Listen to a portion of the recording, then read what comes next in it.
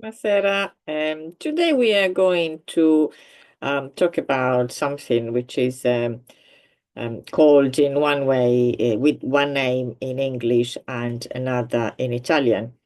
It is an Italian word, so somebody is getting it wrong. I'm not gonna say um, um, who. Anyway, um, to think about weddings and celebrations where people in England, I don't know about other countries, other English-speaking countries, or not necessarily English-speaking countries, other countries where uh, people throw. I'm going to use England or the United Kingdom because that's how they are called in Britain. So in during weddings, people do throw confetti. So confetti in Britain are supposed to be little bits of paper, colored paper that people throw up in the air and then they fall down. Normally at weddings. However, confetti, which is an Italian word, as I said, this, which actually is not very clear. Confetti are sugar almond. If you can see them here, everybody knows what they are. I may have to open them and maybe later I'll have one. So sugar almonds, which are confetti in Italian, are normally it's quite tough. They are I don't know, they don't want to come out. Um, They are given at weddings, but not only weddings. It could be normally religious events. It could be like the first communion, for example, or christening as well. So in something like this, not necessarily all the same, which are called bomboniera, singolare bomboniera. Bomboniera, which contains bonbon. These are the sugar almonds. These are the confetti. They are given as a little souvenir of the day, normally after the ceremony. So these are confetti in Italian. And the word was borrowed and taken or brought to the UK and then used with a similar with the use, but used in a completely different context. Apparently, in the Middle Ages in Italy, at weddings, people did throw confetti, so they did throw these sugar almonds in the air. And then obviously they need to land, and probably they were a little bit hard when they did land on people's head. So maybe British people thought, let's use something a little bit lighter, but we still call them confetti. So these are confetti. So we have three confetti here, tre confetti, one confetto, singular. Um, so these are the confetti, but as I said, they have been the principle, the gesture has been taken to the UK. The name has been brought to the UK, however, not the actual confetti. The real confetti have been replaced by, as I said, normally just colored paper. So, well, it looks like I'm not going to eat one. Um, so these are the confetti, what we mean in Italian with confetti.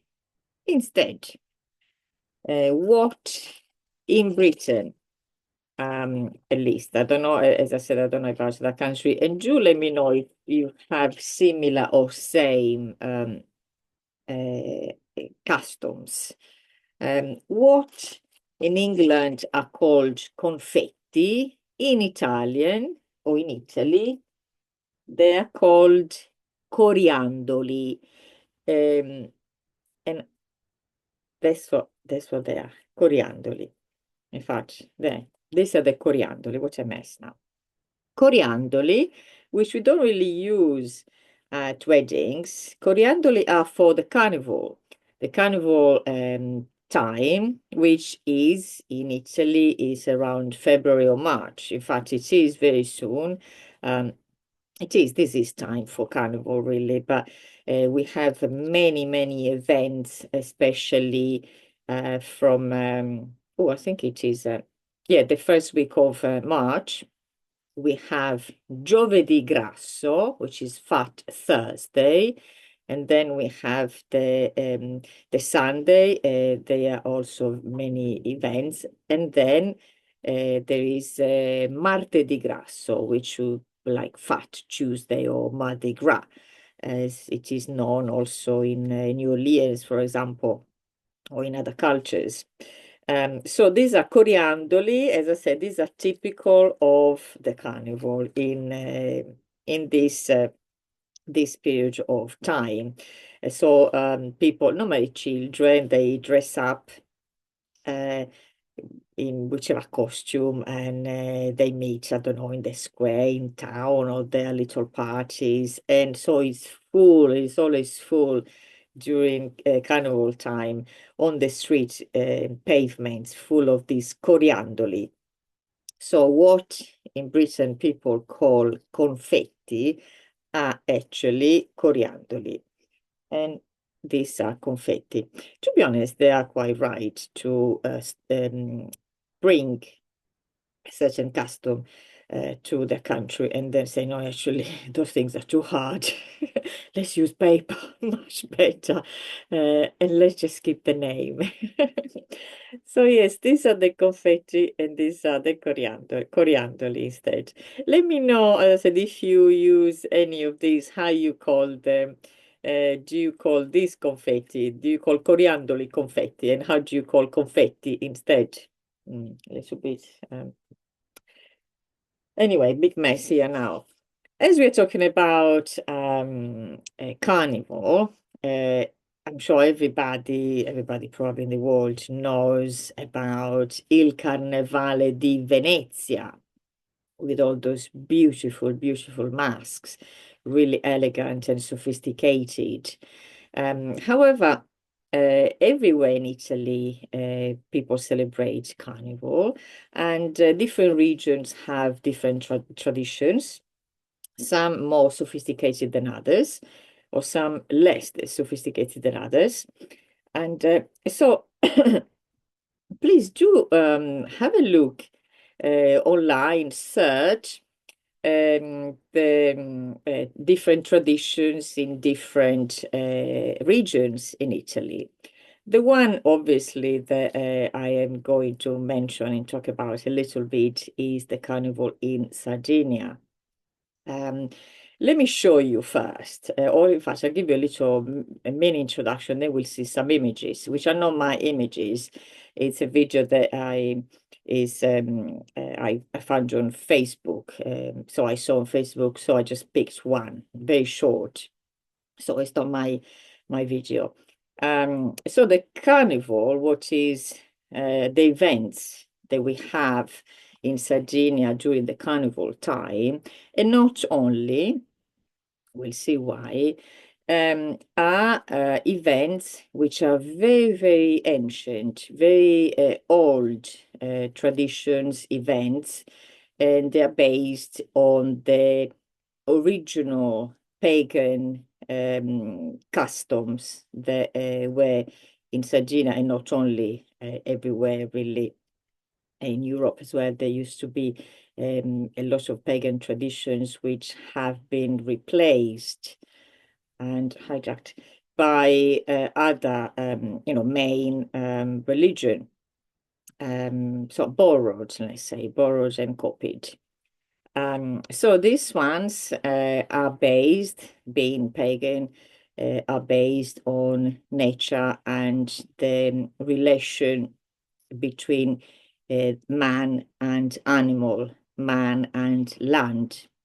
So we do see a lot of reproduction of images of animals, and which we see a lot in few cultures. In fact, for example, in northern Italy and Austria, I don't know if you know about the Krampus, which is a character with its own, obviously, its own history and tradition. It's not exactly the same, but there are some similarities. It still looks a bit like an animal, although Krampus is has, as I said, it's a little bit different. And I'm not gonna mention any other similarities, but I'll leave it up to you really to find your own similarities and to compare it if you want with other cultures. I think I'll keep my ideas for myself. Anyway, let's see this very short video to give you an idea of how these translations, these traditions and events uh, unfold. So here it is. Let me see.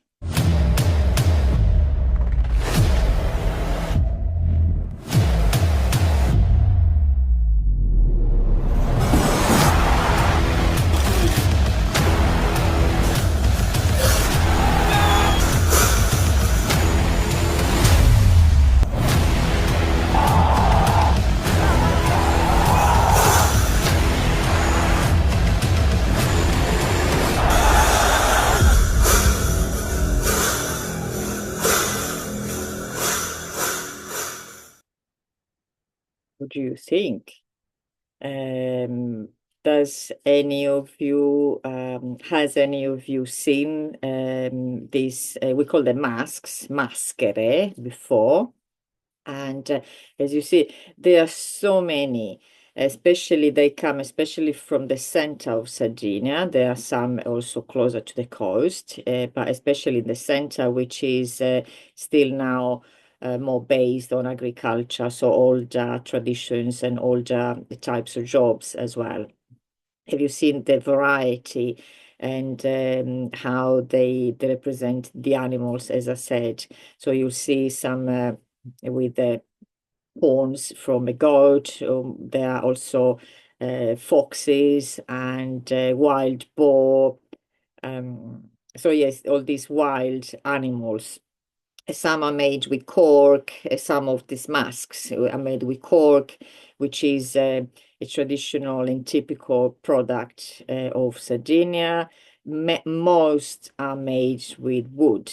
You can buy this mask in some shops. They're very expensive, of course. It's artigianato, so old craft, old typical craft of Sardinia. So if you can go obviously on YouTube, and if you type masks in Sardinia or maschere della Sardegna, you will see many videos of all these events. So there will be very long videos as well. Some are really spectacular. One in particular with horses as well, which is another something very typical of Sardinia, events with horses, is called Sartiglia, Sartiglia, Sartiglia, in the town of Oristano. So this event, big event, only happens twice a year. The Sunday, so the Martedì Grasso, Fat Tuesday, and the Sunday before Martedì Grasso. So it will be very soon, next week, really. There are many people, more and more people, because it's getting known internationally as well, not just in Sardinia. And by the way, these events are made for Sardinians, which doesn't mean that nobody else can come and see the in fact enjoy this atmosphere, but they are made, yes, for obviously for people to come together and celebrate and do something different, but also to keep the traditions alive. And you may have noticed in the video there are children as well. So children do participate, and they start wearing these traditional masks since they are very little. So in some villages, they do one big main event with adults for adults, and then also with the children, so they get used to it. So which is very nice. It's really beautiful. So this, as I was mentioning at the beginning, these events are not only for Carnival, because strictly there is not just a superficial festival. As I said, they are very old traditions. So each village do have these events throughout the year, especially when there is, for example, the saint, a specific saint of each village. Then they have these events again. They do it in summer. And interestingly, they are often invited by other towns or cities, not just in Sardinia, but also in Italy, in other parts of Italy, in the north. And also I've seen some of these in Austria, which I mentioned earlier. I think they're probably in Austria, where there is the Germanic religion based on paganism, old paganism. We have, as I said, they have, in fact, the Krampus, which are again like masks with big horns. They remind very much this Sardinian, let's call them masks, and or costumes. So yes, we started with the confetti and coriandoli. Remember coriandoli? Here they are again. And then a little bit of traditions in Italy and specifically in Sardinia. So I hope you enjoyed this, and you can find a lot online, more information about this. And if you want to visit Sardinia around this time, as I said, normally it's February, March, but the date is always different. It's like Easter, for example. It's never on the same day. In fact, Carnival is 40 days, of Easter is 40 days after the last day of Carnival. So they're always 40 days apart. So you can do your research and visit Sardinia during February or March, which are it's not very hot. It's not really for holidays on the beach normally, but it's still very nice. Spring is starting, and you get to see these absolutely unique events. So yes, as I said, I hope you've enjoyed this, and I'll see you on our next video. Bye bye. Ciao.